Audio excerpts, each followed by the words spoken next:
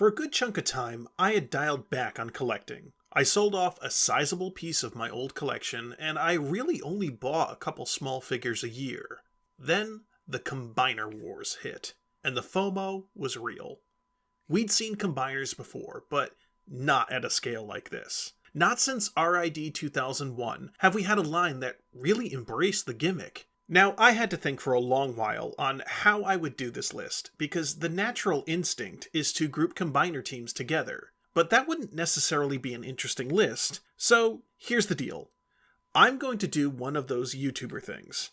This list will be for my top 10 individual Combiner Wars figures. But, if you all can get this video to 300 likes, I will do my top 5 combiners from the line, and I will, painstakingly, animate every single one. Please make me regret this decision. Alright, let's do this. Kicking it off with a super popular character, Scrounge!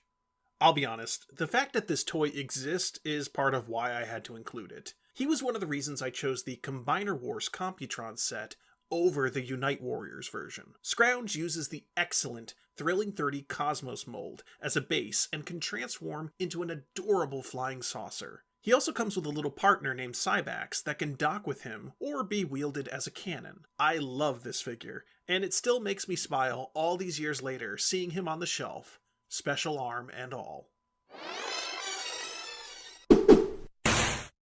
Look, I know a lot of people don't like this mold, but to be fair, I think it's mostly due to the combined form. Personally, I like this mold a lot, and think it makes for a great reimagined version of Motormaster. Throw on the frankly obnoxious G2 colors, and, well, it's just awesome. He's got a fun transformation, and I love the look of the truck mode. So, he makes the list. One of the controversial choices of the Combiner Wars line was the switching out of some of the traditional members of the teams for new recruits. Rook took Groove's spot as a limb on Defensor, and hey, I like Groove, but Rook is a pretty cool addition to the team. He's bulky and powerful looking, has a fantastic color scheme of white, blue, and black, and I really like his vehicle form as an armored SWAT truck. Vortex was one of the first combiner limbs I ever owned as a kid. I played with it so much, he actually fell apart. Weirdly, I still have the pieces of him, but it's left me with nostalgia for the character, and I love this new incarnation. The helicopter mold was used for a couple different characters in Combiner Wars, but I felt that Vortex made the best use of it. With his sort of stealthy color scheme and fantastic molded details, this is a fun mold, no matter which character it's used for, but Vortex is definitely my favorite of the bunch. This might be a surprise choice for some people, but I actually really like this mold. Action Master Shockwave was my main Shockwave growing up, so seeing him reduced in size like this isn't a stretch for me. I would have liked it more if I had the version in those colors, but alas, I never got the G2 Combaticon set, so I missed out. The design is great though, nice and posable, fantastic details, and really fun to transform. It's also pretty cool that he can be held by a combiner like Bruticus, in a wonderful nod back to the cartoon. The Technobots were always a favorite team of mine growing up, and Afterburner was easily my favorite of the group. This new version is fantastic in my eyes. I love the muted colors on this figure. The orange and gray and black look really nice together, which help make the insane neon green windshield just pop even more. This vehicle mode is a futuristic motorcycle, and I really don't have much to say about it other than I think it's a very cool design.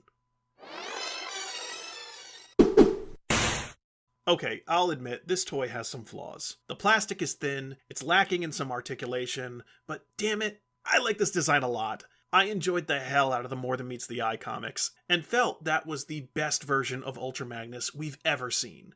So naturally, I was stoked to see it in toy form. Not only that, but they included Minimus Ambus, the bot behind the curtain that is the Magnus armor. This Ultra Magnus could still turn into a car carrier, and it wasn't the best transformation, but it was pretty neat that he could do it without separating the cab and trailer.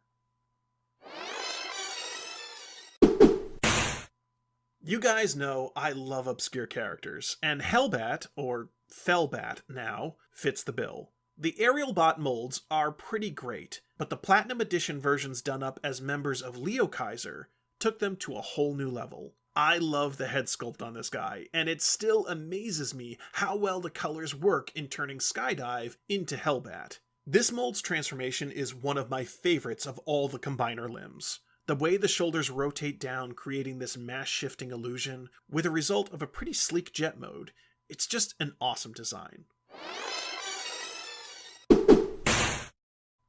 Ask any casual fan who the pink Transformer is.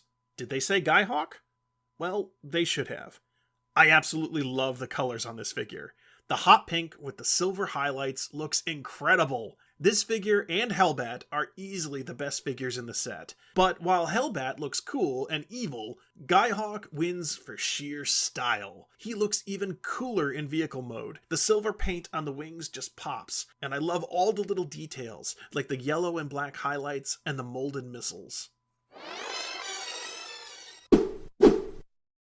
Of the Combiner Wars torso molds, Silverbolt, and all the characters that used him as a base are easily the best. And while I liked the G1 version and the Scattershot version, you guys have to know that I'm going to pick the eyesore that is G2, right? Clown College Silverbolt is amazing. The mold is super posable. The colors, chef's kiss. And there's something to be said about how he transforms. It's not super difficult, but it feels like an event, especially when you get him into torso mode. I absolutely love the way the Combiner chest is formed, with the Superion head folding out and the two leg panels shifting into place. It's just so epic. Well, there you have my top 10 Combiner Wars figures. Now, I know this line was very repaint heavy, so a lot of choices I made could be swapped for another version on your own lists. So let me know in the comments below who stood out to you from this line. And I mean it, let's get some likes on this video, cause I would love to test my sanity trying to get 5 combining sequences animated for all of you. Either way, if you like this list, please check out some of my other content on the channel. I release new videos every Wednesday, so until next time, thanks for watching.